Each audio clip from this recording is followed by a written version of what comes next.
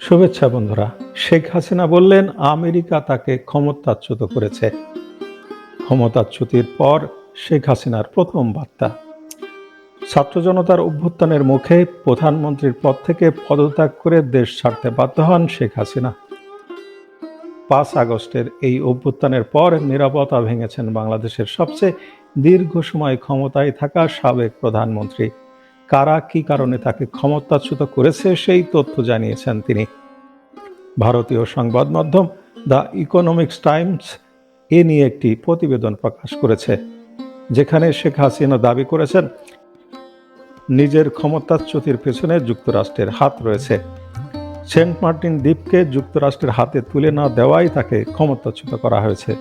প্রতিবেদনে আরও বলা হয়েছে, ভারতে যাওয়ার পর একাধিকবার জাতীয় নিরাপত্তা উপদেষ্টা অজিত দোভালের সঙ্গে দেখা হয়েছে শেখ হাসিনার। ভারতীয় নিরাপত্তা এবং কূটনৈতিক কর্তাদের সঙ্গেও কথা হয়েছে তার। রোববার 11 আগস্ট ভারতের পররাষ্ট্র মন্ত্রণালয় থেকে জানানো হয়েছে, আওয়ামী লীগ সরকারকে ক্ষমতাচ্যুত করা এবং বাংলাদেশের সাম্প্রতিক পরিস্থিতির জন্য তিনি আমেরিকাকে সরাসরি দায়ী করেছেন। দেশ ত্যাগ করার আগে যে বক্তব্য তিনি দেশবাসীর উদ্দেশ্যে দিতে চেয়েছিলেন তাতেও এর উল্লেখ ছিল বলে সংশ্লিষ্ট সূত্রে জানা গিয়েছে। হাসিনা জানিয়েছেন, আমেরিকার কথা মতো বঙ্গোপসাগরে একক আধিপত্যের জন্য সেন্ট মার্টিন দ্বীপ তাদের ছেড়ে না দেওয়ার মাসুল এই ক্ষমতাচ্যুত করা।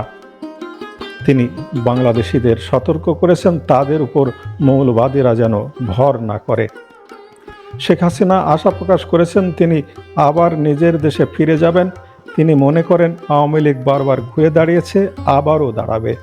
তার দলের বহু নেতাকে হত্যা ও ঘরবাড়ি জ্বালিয়ে দেওয়ার খবরে তিনি অত্যন্ত ব্যথিত।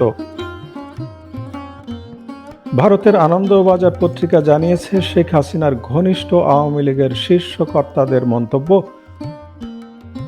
গত মে মাসে আমেরিকার দক্ষিণ ও মধ্য এশিয়া বিষয়ক সহ সচিব ডোনাল্ড লুর ঢাকা সফরের সঙ্গে এই ক্ষমতা পরিবর্তনের সম্পর্ক রয়েছে। এই অভিযোগও তারা করেছেন যে লু চীন বিরোধী কিছু পদক্ষেপ নিতে শেখ হাসিনার উপর চাপ দিচ্ছিলেন। শেখ হাসিনা বর্তমানে ভারতের হিন্দন বিমান ঘাঁটির কাছাকাছি একটি গোপন আস্তানায় অবস্থান করছেন। যতক্ষণ না তার পরবর্তী আশ্রয়ের ঠিকানা নির্ধারিত হয়, হাসিনা নয়াদিল্লিতেই থাকবেন। ধারণা করা হচ্ছে শেখ হাসিনাকে দীর্ঘ সময়ের জন্য ভারতে থাকতে হতে পারে। তবে ভারতে রাজনৈতিক আশ্রয়ের আইনি সুযোগ না থাকায় ভিসার মাধ্যমে তিনি দিল্লিতে থাকবেন। ভিডিওটি দেখার জন্য ধন্যবাদ বন্ধুরা।